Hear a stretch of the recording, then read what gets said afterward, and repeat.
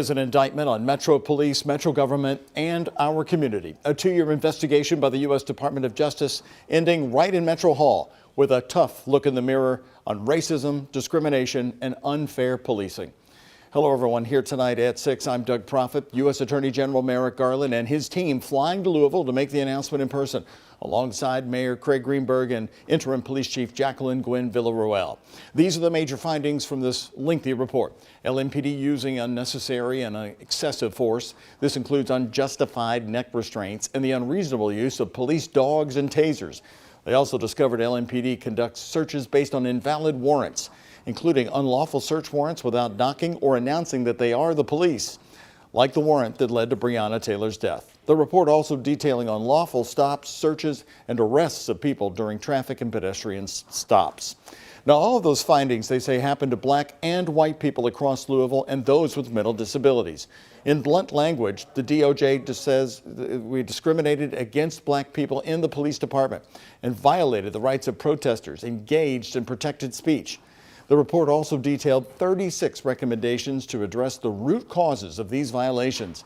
You can see some of them here. These are some of the top ones: enhancing use of force policies, reporting and reviewing procedures, improving policies and training for search warrants at people's homes, improve training on protests and demonstrations, change training for supervisors. That's a key point.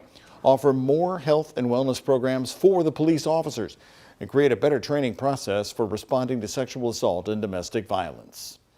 Louisville will now start negotiating the terms of a federal consent decree, federal oversight of Metro Police to correct the issues.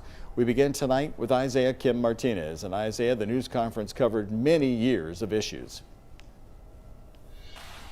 Doug, you said it. For years, we're talking tracing back, dating back to fired police chief Steve Conrad as one example. Now, one key part of this report is the verbiage it uses: present tense verbs. For example, discriminates versus discriminated, which means, according to the DOJ, these problems very much still exist here within the Metro in 2023. The scathing report so many anticipated is published for all to see. Pen put to paper, presenting issues the Louisville community has long said have existed for years. Tonight, the U.S. Department of Justice telling them they were right. There is reasonable cause to believe that Louisville Metro and LMPD engaged in a pattern or practice of conduct that violates the First and Fourth Amendments of the Constitution. Attorney General Merrick Garland details what the DOJ found to be systemic problems, including a series of reported incidents showing excessive use of force. On page 15 of a 90-page report, the feds highlight an LMPD officer ordering his dog to bite a black 14-year-old who was not resisting arrest. The dog let off its leash, biting the teen several times. Despite the teen reportedly pleading for help, officers stood over him for nearly 30 seconds as the dog gnawed on the boy's arm. Some have videotaped themselves throwing drinks at pedestrians from their cars, insulted people with disabilities, and called black people monkeys, animal, and boy. Page 16, DOJ officials cite what they call unreasonable and unsafe use of tasers. One example describes a black man under the influence in his own home, reportedly, quote, acting strange and dancing around. The report notes when he later ignores officers' commands, one of the officers tases the man.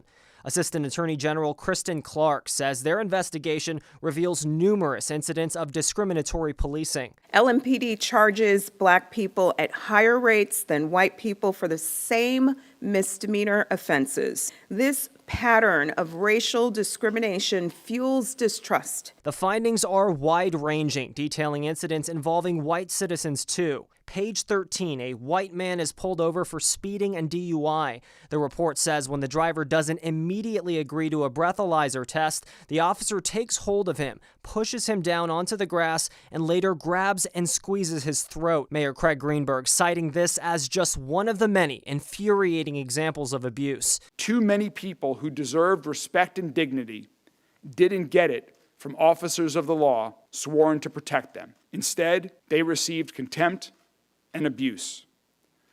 To those people who've been harmed, on behalf of our city government, I'm sorry. The DOJ says LMPD officers routinely use force when no threat is posed to them. Instead, simply doing so when people do not immediately follow their orders or challenge their authority. Interim Police Chief Jackie Gwynn Villarroel making a pledge. Our officers are committed to upholding the Constitution with honor and distinction while carrying out their important duties to ensure public safety. We will not falter in this effort. DOJ officials tell us it's not just LMPD that has failed to adequately train and supervise, saying Metro government has fallen short too. Ultimately, the principal agreement for a consent decree has been made, meaning the city will soon be under federal watch. The hope is this will ensure accountability and make for a more equitable Louisville in the future. And the Department of Justice telling us they've left no stone unturned when it comes to gathering interviews contributing to this report. Meanwhile, Attorney General Garland did commend the city's efforts to make reforms ahead of this report, but he said more must be done.